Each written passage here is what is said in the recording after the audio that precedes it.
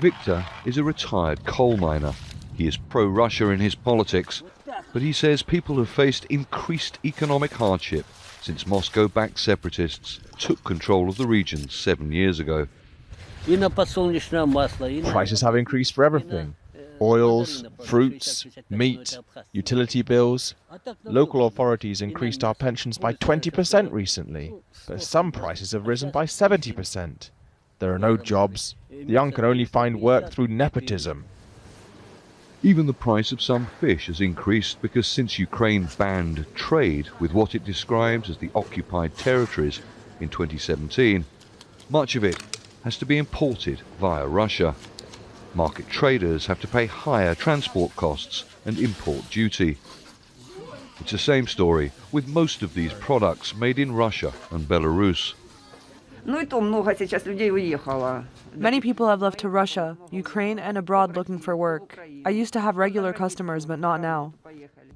No trains from Ukraine government-controlled areas have run on these tracks for years. The currency was changed from the Ukrainian hryvnia to the Russian ruble in 2015. It's estimated Moscow spends more than $1 billion a year supporting the separatist-controlled region of Donetsk and Lugansk, which was disconnected from the international banking system when the separatists took control. People can only send and receive rubles to and from banks in Russia. The coal industry was for decades the region's lifeblood. Most of the mines are in separatist-controlled territory. Kiev says what it describes as Ukraine's stolen natural resource is finding its way onto international markets via Russia, something Russia denies. Hundreds of businesses have been destroyed, abandoned, or have gone bankrupt since the conflict started.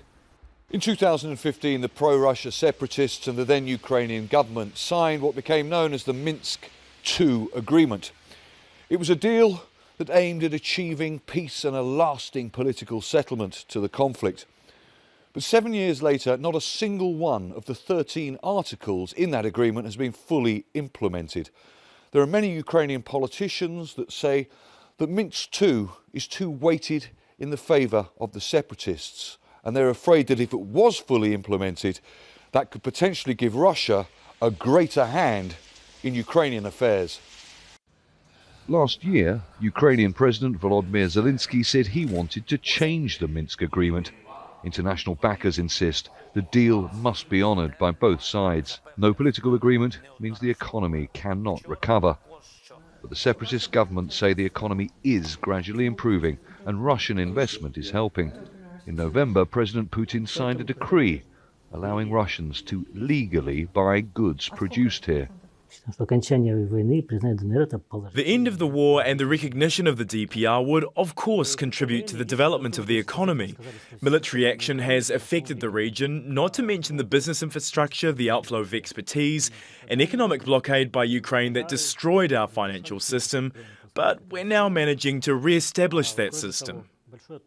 With little sign of an end to the conflict, financial security for Victor, his friends, and millions of people like them remains in doubt. Charles Strafford, Al Jazeera, Donetsk.